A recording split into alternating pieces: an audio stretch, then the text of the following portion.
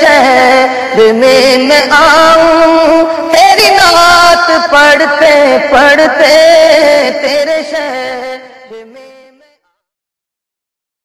اللهم صل على سيدنا ومولانا محمد صاحب التاج والمعراج والمراد.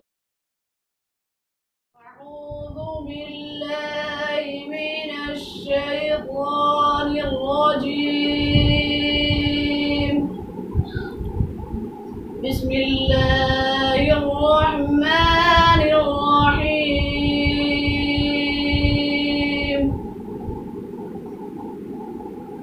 هو الله الذي لا إله إلا هو عالم الغيب والشهادة هو الرحمن الرحيم.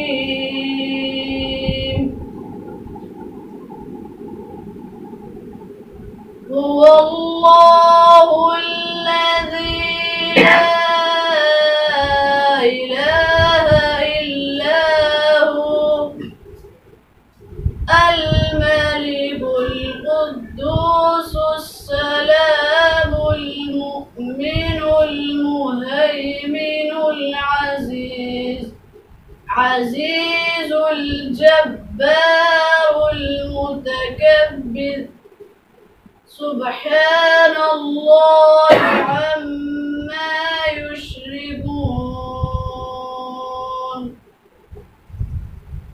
هو الله الخالق البارئ المصور له الأسماء الحسنى يسبح له ما في السماوات والأرض وهو العزيز الحكيم. آمنت بالله صدق الله العظيم. آج کی اس تقریب کے میزبان محترم جناب بھائی شفیق صاحب، مولانا مفتی عتیق الرحمان صاحب، بھائی عدیل صاحب، جمیل صاحب، اور آج کی اس تقریب میں آنے والے ہمارے دکھیا بھائی مہمان جناب بھائی شاکر صاحب، اور اس دکھ کو کم کرنے کے لیے حوصلہ افزائی کے لیے آنے والے میرے دوسرے دوست احباب بھائی، السلام علیکم۔ سب سے پہلے میں بھائی شفیق صاحب کا شکریہ ادا کروں گا کہ ہمارے ایک بھائی جو اس وقت دکھیا ہیں، ان کے دکھ کو کم کرنے کے لیے ہم سب کو یہاں جمع کیا اور ایک اچھی روایت کا آغاز کیا ہے۔ اللہ تعالیٰ انہیں جزائے خیر عطا فرمائے کہ اس بہانے ہم سب مل بیٹھ چکے ہیں۔ ہمارے درمیان ہماری خوش قسمتی ہے کہ مفتی عتیق صاحب بھی موجود ہیں، مولانا راشد صاحب بھی موجود ہیں، وہ تفصیلی بات کریں گے۔ مفتی صاحب، میں ایک دو باتیں کر کے پھر مفتی صاحب کو ٹائم دوں گا اور تفصیل کے ساتھ مفتی صاحب اس حوالے سے بات کریں گے۔ اللہ تبارک و تعالیٰ کا اپنے بندوں کے ساتھ ایک خاص معاملہ ہے۔ اللہ تعالیٰ کے بندے دو قسم کے ہیں، ایک وہ بندے جو اللہ کو نہیں مانتے، کافر ہیں، اور ایک وہ بندے ہیں جو اللہ کو مانتے ہیں، اللہ کا ایمان لاتے ہیں، مومن کہلاتے ہیں، ایمان والے کہلاتے ہیں۔ اب دنیا کے اندر کوئی بھی اگر اچھا کام کرتا ہے، کافر اچھا کام کرتا ہے یا مومن اچھا کام کرتا ہے، تو مومنین کے ساتھ اللہ تبارک و تعالیٰ کا خاص تعلق رحم، کرم اور فضل کا ہے، اور کافروں کے ساتھ اللہ تعالیٰ کا تعلق عدل اور انصاف والا ہے۔ وہ اس طرح کہ اگر دنیا کے اندر کوئی کافر اچھا کام کرتا ہے تو اللہ تعالیٰ عدل و انصاف کے ساتھ اس اچھے کام کا بدلہ اسے دنیا ہی کے اندر دے کر ختم کر دیتے ہیں، کہ آخرت کے اندر اس کا کوئی ایسا نہیں ہوتا، اچھے کام کا بدلہ اسے دنیا ہی کے اندر دے دیا۔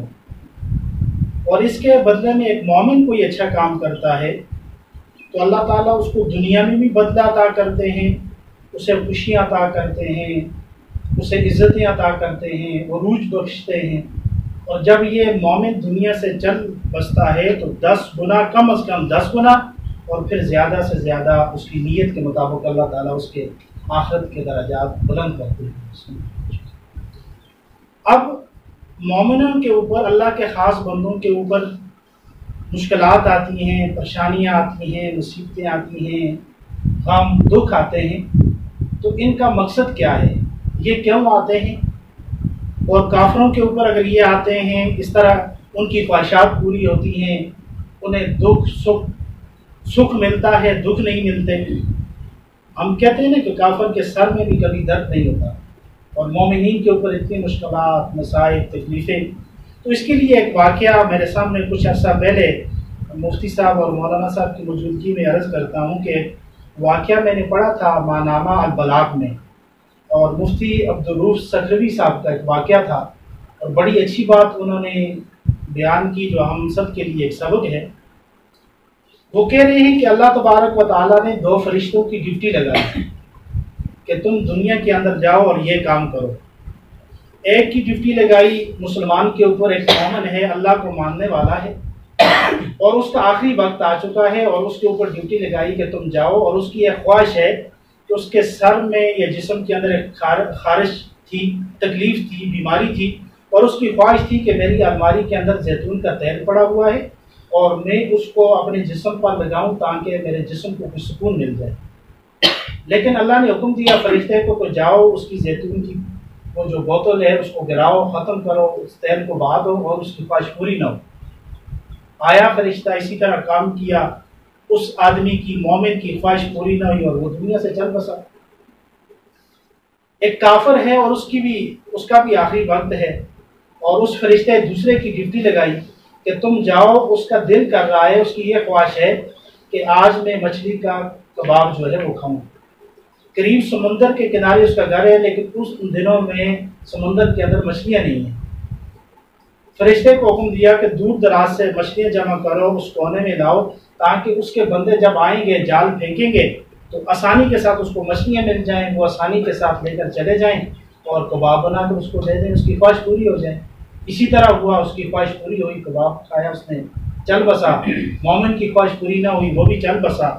آسمان پہ لکھتے ہیں کہ وہ ملاقات ہوئی دونوں فرشتوں کی، اور ایک دوسرے سے پوچھا، دونوں نے اپنا کام بتایا کہ میری ڈیوٹی یہ تھی، دوسرے نے بتایا میری ڈیوٹی یہ تھی۔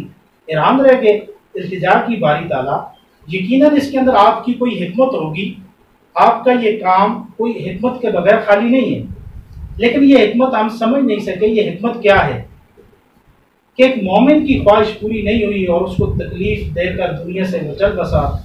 کافر کی خواہش پوری ہوگی اور آسانی کے ساتھ اس کی خواہش پوری ہونے کے بعد وہ دنیا سے چل بسا۔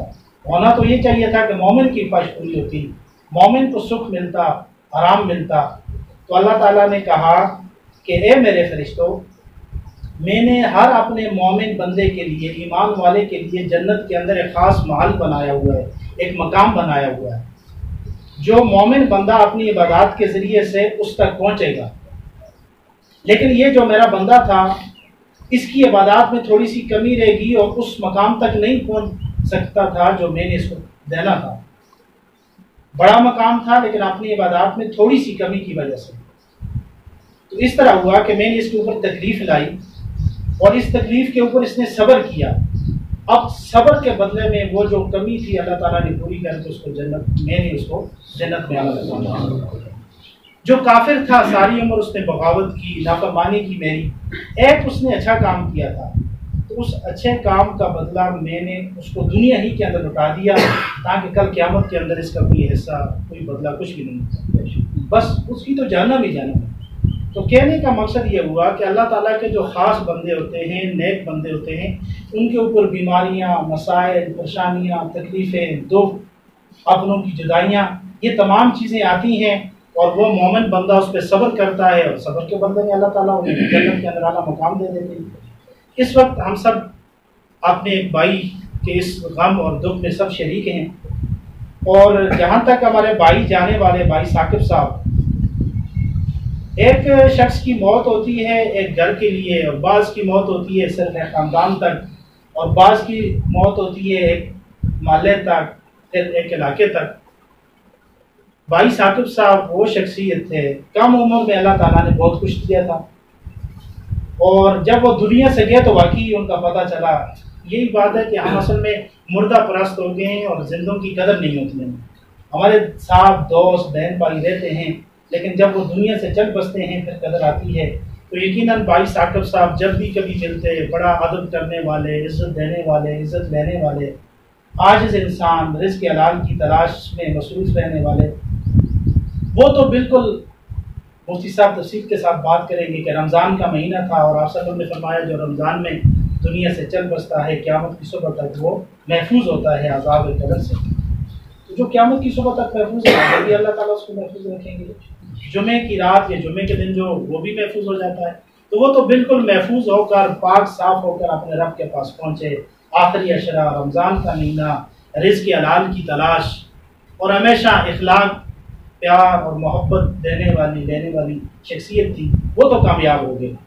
ظاہر ہے گھر والوں کو ایک بہت بڑا دکھ پہنچا، بھائیوں کو، والدین کو، عزیز و اقارب رشتہ داروں کو، لیکن یہ ہمارے لیے مومنین کے لیے ایک امتحان ہے کہ اس پر ہم نے صبر کرنا ہے۔ اگر صبر نہیں کریں گے تو پھر بھی ہم کچھ نہیں کر سکتے اللہ کی تقدیر کے سامنے، لیکن صبر کریں گے تو اللہ تعالیٰ اس کا بڑا اجر دے دیں گے اور قیامت میں وہ تمام چیزیں اللہ تعالیٰ ہمیں عطا کریں گے۔ تو اس حوالے سے ظاہر ہے ہم صبر کے علاوہ کچھ کر نہیں سکتے۔ اپنے بھائی اور پورے اس خاندان کے ساتھ ہم اس دکھ میں برابر کے شریک ہیں۔ اللہ تعالیٰ بھائی ثاقب صاحب کی قبر اور آخرت کی تمام مناظر کو آسان فرمائے، کربٹ میں کربٹ میں جنت کی نعمت نصیب فرمائے اور ان کے نیک اعمال کو قبول فرمائے، اور تمام لوائقین کو، بھائی ثاقب صاحب پورے ان کی جو ہے بیوی بچے ہیں، والدین ہیں، بھائی ہیں، خاندان والے ہیں، سب جمیل عطا فرمائے۔ اسی تعزیتی پیغام کو آگے بڑھانے کے لیے میں اپنے بھائیوں جیسے دوست اور دوستوں جیسے بھائی مولانا مفتی عتیق صاحب سے گزارش کروں گا کہ وہ تشریف لائیں اور اس حوالے سے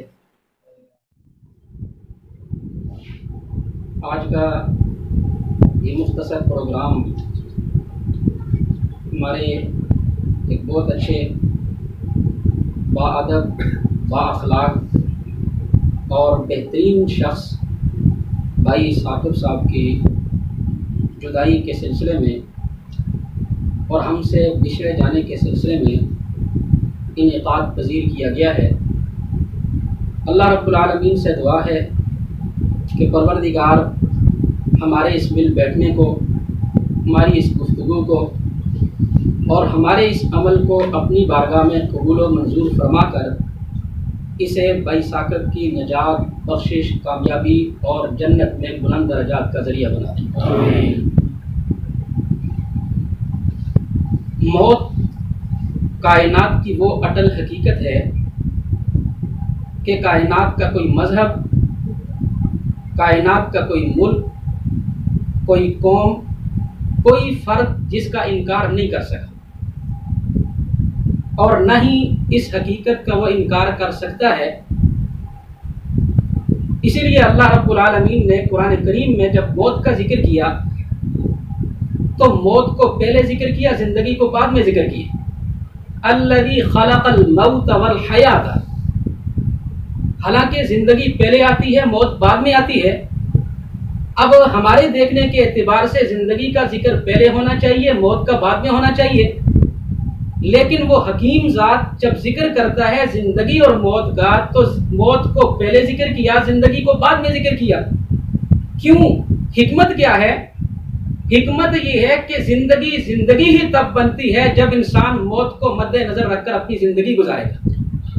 فرمایا لیبلوکم ایکم احسن عملا، اللہ فرماتے ہیں کہ میں نے یہ موت کو پیدا کیا، زندگی کو پیدا کیا، یہ زندگی تمہیں اس لیے دی ہے تاکہ تم موت کو مد نظر رکھو گے تو تمہارے اعمال بھی درست ہوں گے اور تمہاری اگلی زندگی کے اندر کامیابی بھی تب ملے گی جب اس زندگی کو موت کو مد نظر رکھ کر گزارو گے۔ اس لیے اللہ کے رسول صلی اللہ علیہ وسلم نے فرمایا اکثروا حازم اللذات الموت، کہ دنیا کی لذتوں میں پڑے ہوئے انسان، دنیا کی عیش و عشرت میں پڑے ہوئے انسان، دنیا کے مزوں کے اندر لگے ہوئے انسان ذرا اپنی موت کو یاد کیا کر، اس لیے کہ یہ موت تیری لذتوں کو توڑنے والی ہے۔ اور اے انسان تجھے کیا پتا، دنیا کی غفلت میں تو پڑا ہوا، حالانکہ موت تیرے سر پر منڈلا رہی ہے، موت ہر روز تجھے پکار رہی ہے، موت ہر روز تجھے دعوت دے رہی ہے، موت ہر روز اعلان کرتی ہے ارے انسان کہاں غافل ہو گیا، کھاتا رہے پیتا رہے دنیا میں زندگی گزارتا رہے، لیکن یہ یاد رکھ اپنے انجام کار کو کبھی بھول نہ جانا۔ مرنے کے بعد تو نے قبر کی گود کے اندر جانا ہے، پھر وہاں پہ پتا چلے گا کہ دنیا کے اندر کیا کر کے آیا، دنیا میں تیرے اعمال کیا تھے، دنیا کے اعمال کا جائزہ وہاں پہ ہوگا۔ اس لیے فرمایا وہ جو اندھیروں کا گھر ہے، وہ جو مٹی کا گھر ہے، وہ جو کیڑوں مکوڑوں کا گھر ہے، وہاں پہ لائٹ کوئی نہیں، وہاں پہ روشنی کوئی نہیں، وہاں پہ بستر کوئی نہیں، وہاں پہ دل بہلانے والا کوئی نہیں، وہاں پہ پکار سننے والا کوئی نہیں۔ فرمایا انسان روشنی کا انتظام زندگی میں کرنا پڑے گا۔